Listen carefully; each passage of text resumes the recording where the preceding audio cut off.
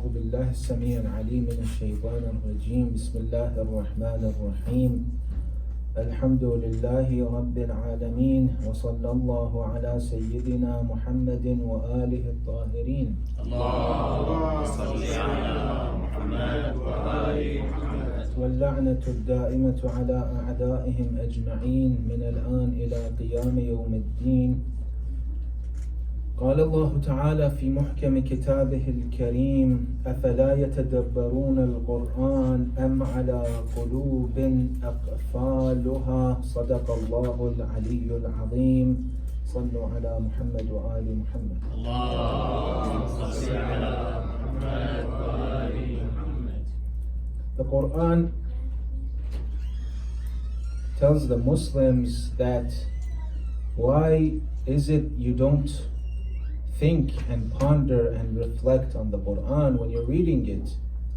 We Muslims, we often read the Quran sometimes in Ramadan, mostly in Ramadan, and we might finish the Quran complete, a khatm in the holy month of Ramadan, but we hardly reflect on the meanings of the Quran. Or you see some people try to memorize the Quran, all of it by heart, but they don't reflect on the Quran much. They just memorize the words. And that is why Allah is trying to emphasize on reflecting on the Quran more. Because there are lessons in this book for the Muslims at the time of the Prophet, and after the Prophet passes away, they are lessons that they have to learn from the Quran and derive from this book. But unfortunately it says أَمْ عَلَى قُلُوبٍ أَقْفَالُهَا, or they have locks on their hearts. They have locked their hearts. They read the Quran maybe every day, but the heart is locked. It will not understand and comprehend. It will not sink in the heart because it has a lock on it. That's why it asks us to open the locks. Think about these verses that you will need and you'll be tested by in life. So,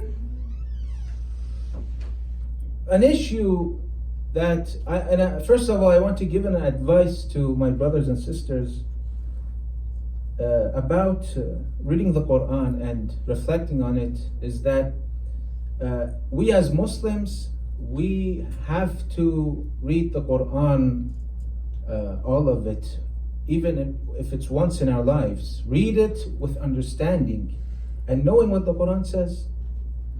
Even if you have read it, but you don't know, sometimes you hear something, they say it's mentioned in the Quran, and you think to yourself, wow, is this mentioned in the Quran? I have never heard it before. How could this be mentioned in the Quran? Like, for instance, the Quran, if it said, they tell you it's mentioned in the Quran that if you hunt an animal with a dog and the dog kills that animal, you could eat that animal and it's halal, you haven't heard of this and you would be surprised. Is that mentioned in the Quran? How come I haven't read this before? So we should read the Quran with the translation.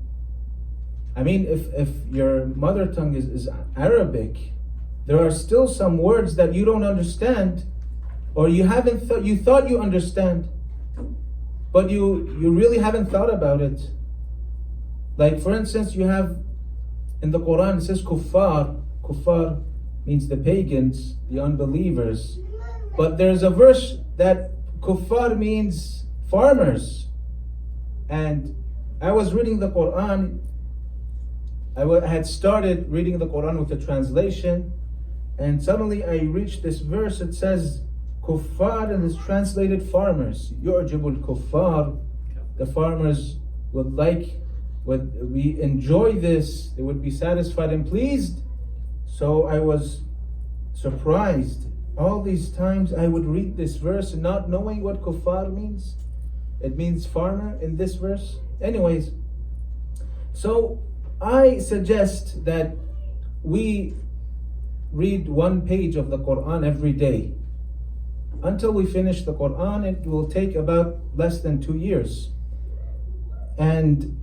But the problem is that we're lazy, or we forget, or we're too busy sometimes, and we can't do that. One thing I tried myself, and I accomplished it, alhamdulillah, was that I did another nazr kardam. I vowed to recite one page of the Quran with the translation every day. So I had to oblige to that vow, and if I didn't, I have to pay the penalty, the kafara. So it worked, alhamdulillah. It took me about 2 years to finish, but it works. You may have some penalties and kafaras to pay at the end, but it's a good way to start. So my advice and my experience is that we should start this mission, this project, and to do a vow. And the vow, as you know, it has to be correct, right? It has to have the name of Allah in it. You have to, it's like sighatun nikah. When you want to read the sigha and the words of nikah, they're precise words in Arabic. The intention only is not enough. It will not suffice. So you have to say, Lillahi alayya nadhrun, Lillahi alayya ahdun, uqsimu wallah. These words, it has to have Allah in it. By Allah I vow. I mean, Lillah. You have to, you just intentioning that you're doing another nazr kardam, that's not enough. You have to say the word in order to do that. And I suggest one page a day will be enough just for starting and reading the translation. And inshallah, after 2 years, you would be surprised how many things you didn't know were mentioned in the Quran. So that's something I think that I believe every Muslim should do, even if it's only once in their lives. Once is enough. Sallu ala Muhammad wa ali Muhammad. Allahumma salli ala Muhammad wa ali Muhammad.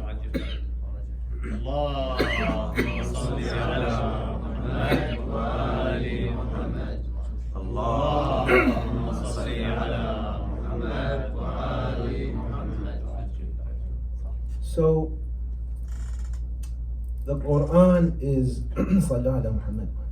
Allahumma salli ala Muhammad wa ali Muhammad.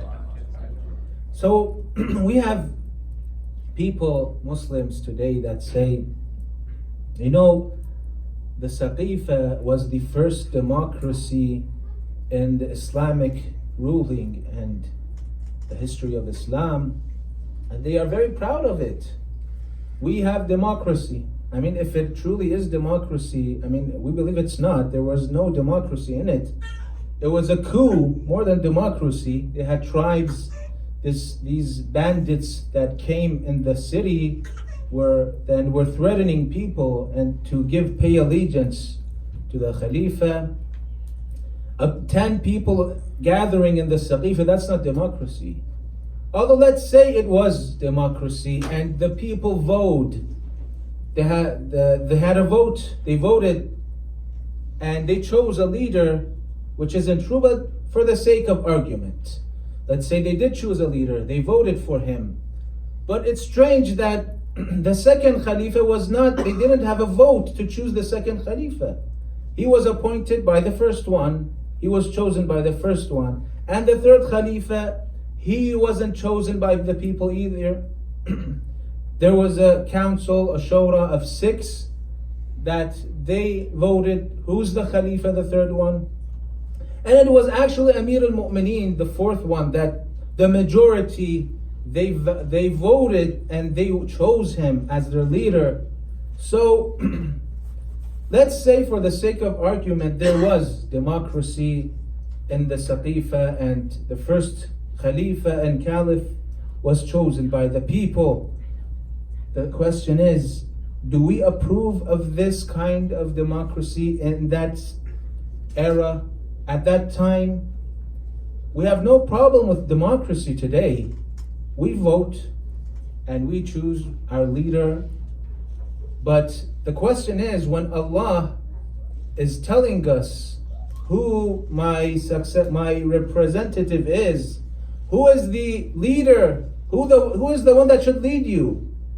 Do we have a choice? Do we have, can we choose who will lead us or not?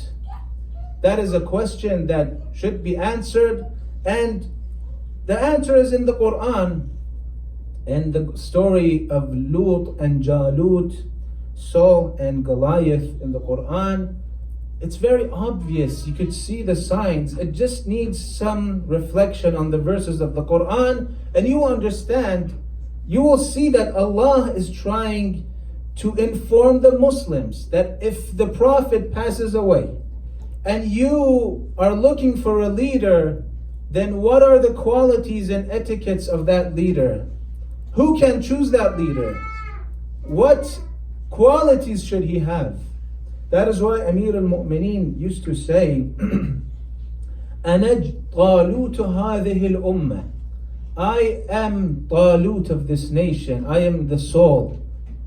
He's referring to the story of Taloot and Jalut. And Alam al-Majlisi says that the verses in this story, they clearly indicate that Amir al-Mu'mineen was the most qualified to rule after the Prophet. The Quran says, أَلَمْ تَرَ إِلَى الْمَلَإِ مِنْ بَنِي إِسْرَائِيلَ مِنْ بَعْدِ مُوسَى إِذْ قَالُوا لِنَبِيٍّ لَهُمْ ابْعَثْ لَنَا مَلِكًا نُقَاتِلْ فِي سَبِيلِ اللَّهِ.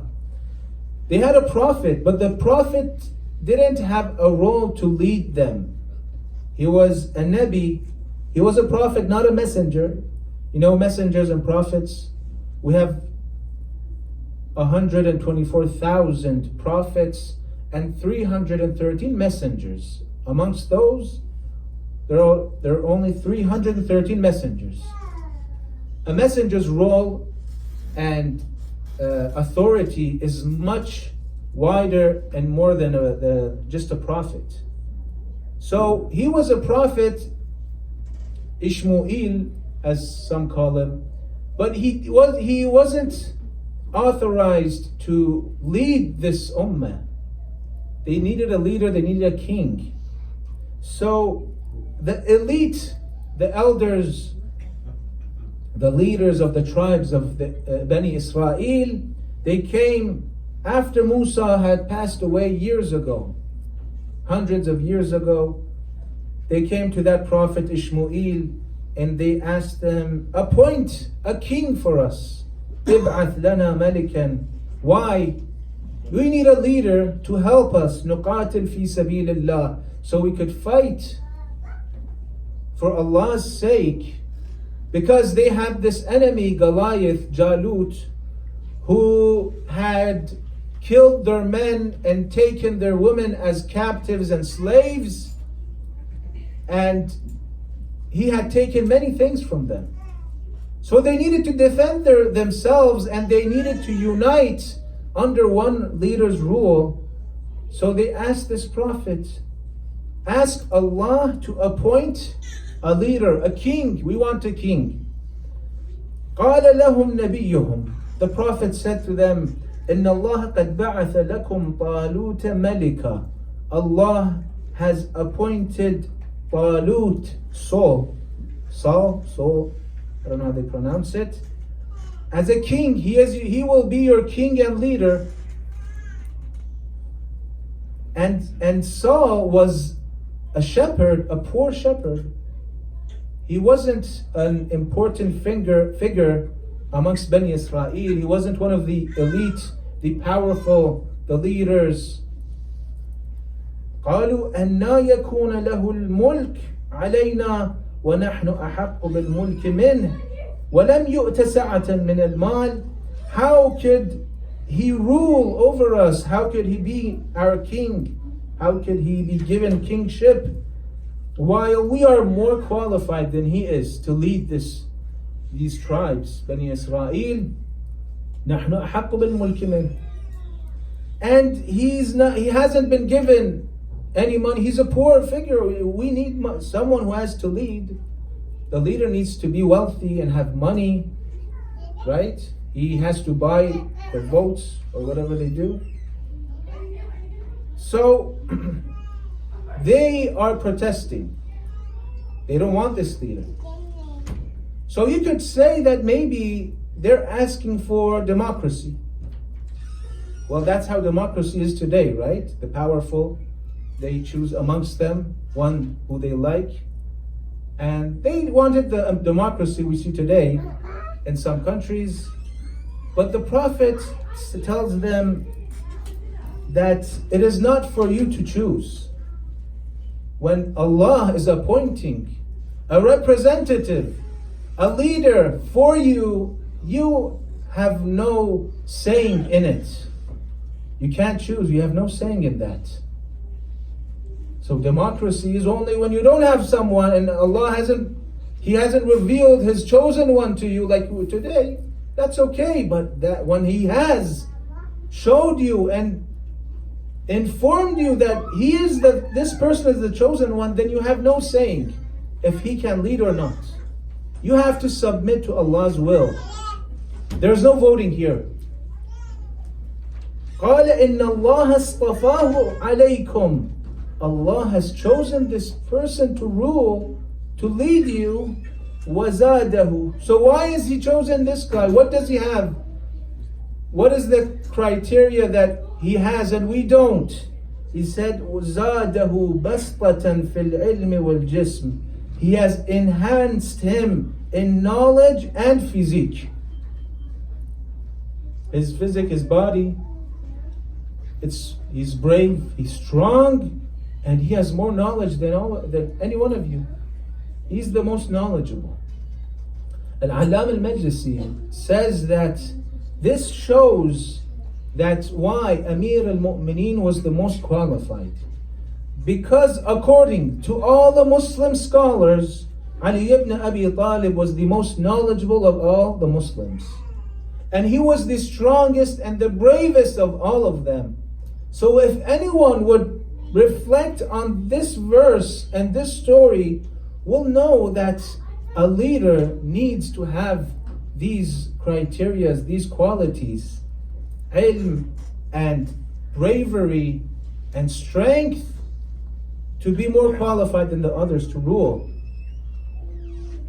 So we have given him, we have enhanced him in his ilm, his knowledge and jism.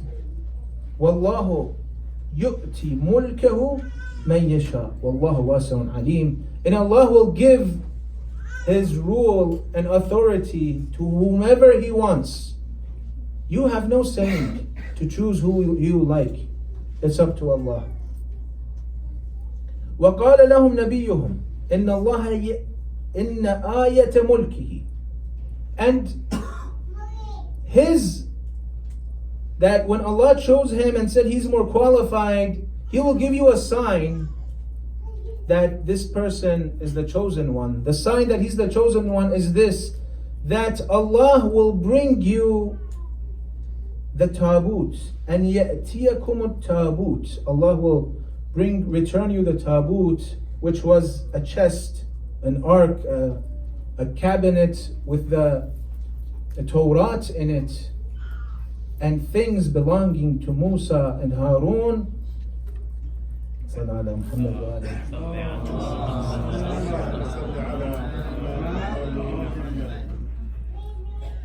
وَإِنَّ آيَةَ مُلْكِهِ أَنْ يَأْتِيَكُمُ التَّابُوتُ فِيهِ سَكِينَةٌ مِّن رَبِّكُمْ. They had this chest and ark that it will give tranquility to them and peace. It was very sacred, this Taboot for Bani Israel. And فيه بقية مما ترك آل موسى وآل هارون. And the relics that Musa and Harun had left behind, their belongings, were in this Taboot, in this chest. It was very holy and sacred to Bani Israel, and they would get blessings through this chest, this Taboot. But Bani Israel had lost this chest. The Taloot was lost in the wars, and they didn't know where it was. And Allah had promised that He will send it to them. تَحْمِلُهُ الْمَلَائِكَةِ, the angels will bring it to you, so you could have peace and tranquility through this Taloot. And subhanallah, it's another sign, it's another issue that the Wahhabis should reflect more upon, because you see these leftovers and belongings of Musa and Harun, they were holy and sacred to Bani Israel. And Allah sends that to them. They have lost it, but He returns it to them in order for it to boost their morals and enhance their spirits. Just what are they? They're just belongings of Musa and Harun. Some things, but it's sacred. How is it that the Muslim Ummah today sees the Wahhabis destroy anything that resembles the Prophet Muhammad sallallahu alaihi wasallam, and they do nothing about it? More than 1 billion Muslims, they witness any trace of the Prophet and his family is destroyed in Saudi Arabia, and they're quiet. They don't say anything. When you see that this is uncivilized today, anything that is 100 years old will be in a museum, and you would see the United Nations protecting it, UNICEF and all those organizations protecting it, because it's a heritage. And the Muslims know there's no one to defend their heritage. Nothing.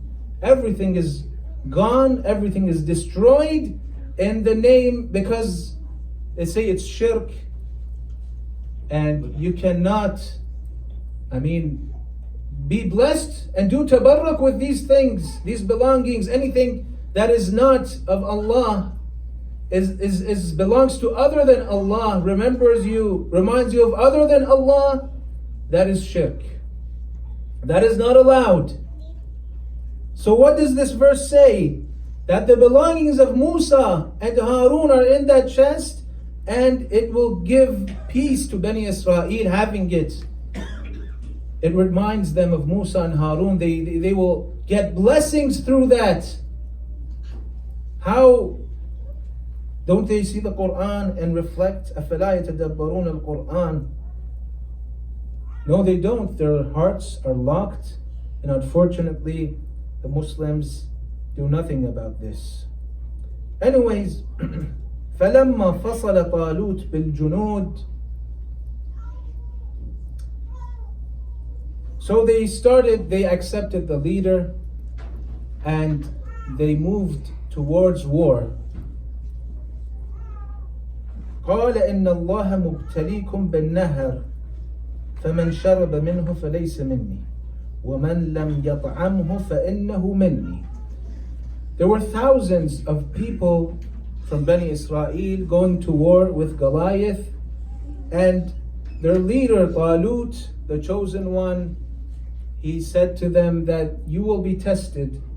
We will reach a river, and you will be thirsty, and you will be in need of water, but you are not allowed to quench your thirst with that water. You can't drink too much. You will have to pass that river. Whoever drinks from that river and quenches his thirst will have to stay behind. And whoever drinks only a handful of water, إِلَّا مَنْ اغْتَرَفَ غُرْفَةً بِيَدِهِ. Whoever drinks only a handful of that water, they can pass, they can continue the journey with us, and they could fight the enemy. So, فَشَرَبُوا مِنْهُ إِلَّا قَلِيلًا مِنْهُمْ. Everyone drank except قَلِيلًا مِنْهُمْ. Some didn't drink. They say 313 of Bani Israel, they didn't drink water. The rest, the thousands, They all drank. Well, how could they not drink? I mean, how will they fight while they're thirsty? When the rest, those 313, went to fight Jalut, they said, قالوا لا طاقة لنا اليوم بجالوت وجنوده. We have no power and strength to fight Jalut and his soldiers. Why? Because we are less in numbers. We're only 313 and they're thousands. And we are thirsty. We weren't allowed to quench our thirst. And Allah wanted to test them. Taloot told them that you could only drink a little bit water, a handful, a scoop with your hand. إِلَّا مَنْ اغْتَرَفَ غُرْفَةً بِيَدِهِ. In order to keep alive, to keep you alive, you are allowed to drink that much. To live. But to quench your thirst, you're not allowed. But the Bani Israel said, no, we can't do this. You want us to fight the enemy and be thirsty? Of course we can't. We don't want to fight if that's the condition. So they drank إِلَّا قَلِيلًا مِنْهُمْ. And the rest they went and they fought, and by Allah's will they were victorious. وَقَتَلَ دَاوُودُ جَالُوتَ. David killed Goliath and they were victorious. Tonight we have less time than other nights, and I'll just finish it here. And we've reached a very good place in the surah where it says that Bani Israel, they were tested not to drink water. And you know, water is a very important element in war. That is why they didn't want Imam Hussein and his troops to drink water. So Ibn Ziyad ordered to Umar ibn Sa'd not to let Imam Hussein drink any water. And that is why when they saw Abu al-Fadl al-Abbas enter the river of Furat, you know what the enemy said? Some of them said, after they saw Abu al-Fadl, he attacked 4,000 soldiers that were controlling the Furat. He attacked them and they ran away. They were departed. He entered the river and they saw him pick up a handful of water to drink. What would they say? Some of them said that if Abbas quenches his thirst, it will be the end of us. We will have some problem because he was thirsty and 4,000 couldn't confront him. Now he will quench his thirst and he will try to attack us again. So by their surprise, they were watching, but Abbas, he holds up the water. فَذَكَرَ عَطَشَ الْحُسَيْنِ. He wanted to drink, or they assumed he wanted to drink. But he remembered the thirst of his brother Abi Abdullah al-Husayn. لكنه تذكر عطش الحسين فرمى الماء من يده وقال لا والله أشرب الماء وأخي الحسين عطشان. I won't drink water and my brother Hussein is thirsty. Abu al-Fadl was testing himself. He wanted to see if he could fight for Abi Abdullah while he's thirsty. يا نفس من بعد الحسين هوني.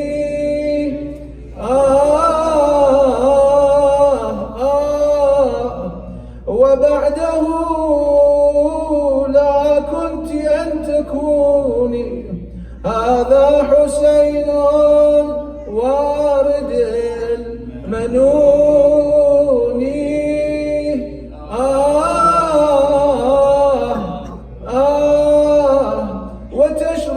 وتشربين بارد المعين. هيهات ما هذا فعال ديني. This poem is by the words of Ibn Fadl himself. he said these words when he wanted to drink that water. He said, "O Nafs, O Abbas, you want to drink water and Hussein is thirsty. Wallah, I will not do that. You want to drink water after Hussein is dead. I will never do that." So فرغ الماء وملأ القربة. He put the container of water in the Furat. He filled the container of water and he came out towards the tents. He came as fast as he could. I would like you to imagine Imam Hussein waiting by the tents, waiting for his brother Abu al-Fadl.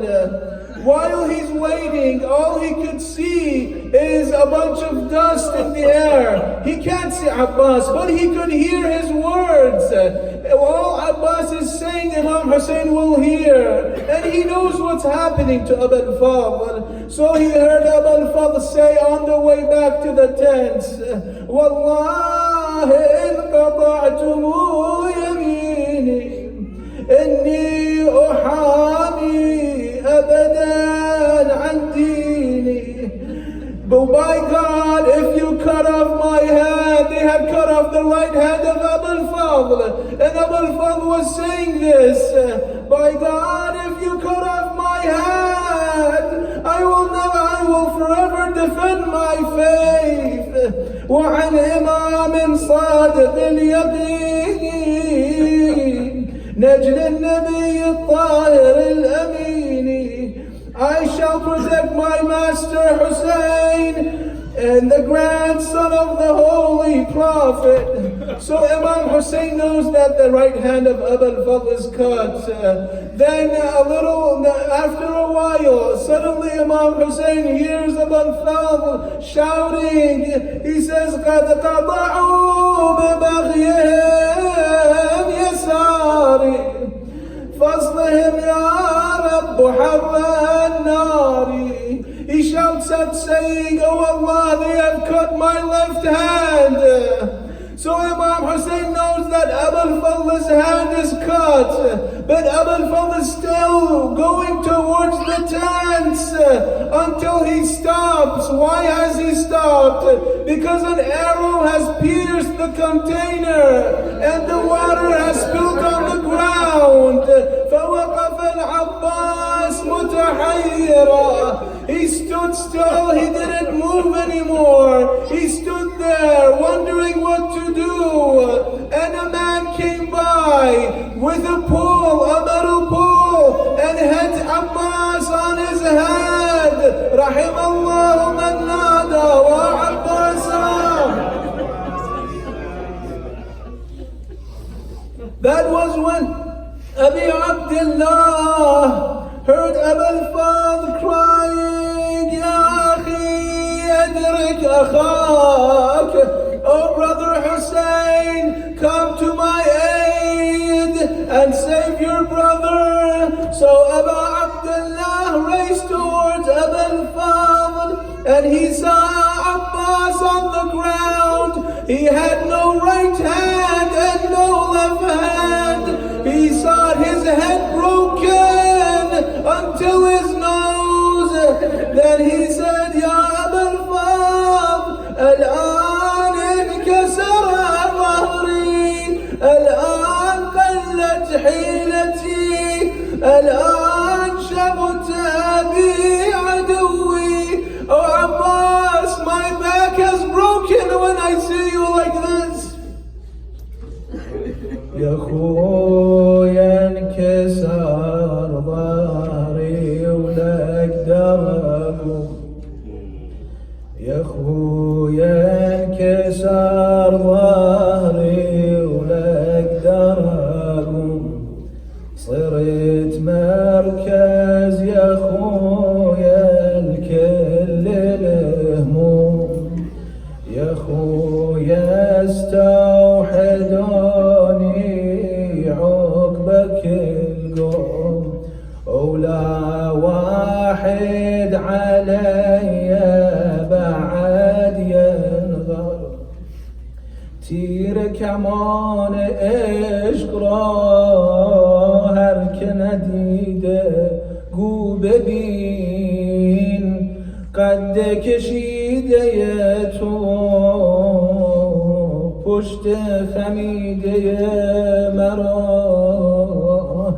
عباس تسمع زینبا تدعوك من عباس يا حامي الرعينة والحرم بحماك قد نامت سكينة في الخيم صرخت ونادت يوم قد سقط العلم اليوم نامت أعين بك لم تنم وتسهدت أخرى فعز منامها كسي هرفز أتاش بر لبن يارد حضرت سکینه میگه کسی حرف از آتش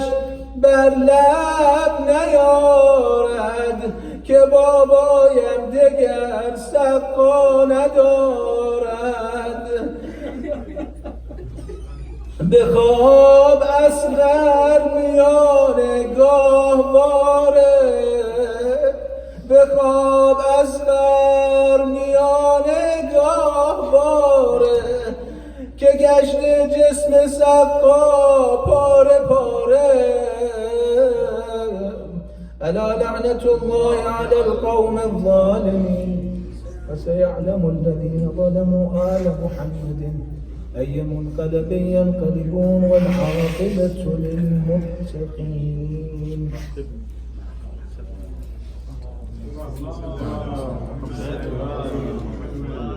اللهم عجل وليك الفرج واجعلنا من أنصاره وأعوانه والممتثلين لأوامره إلى أرواح المؤمنين والمؤمنات. الفاتحة مع الصلوات.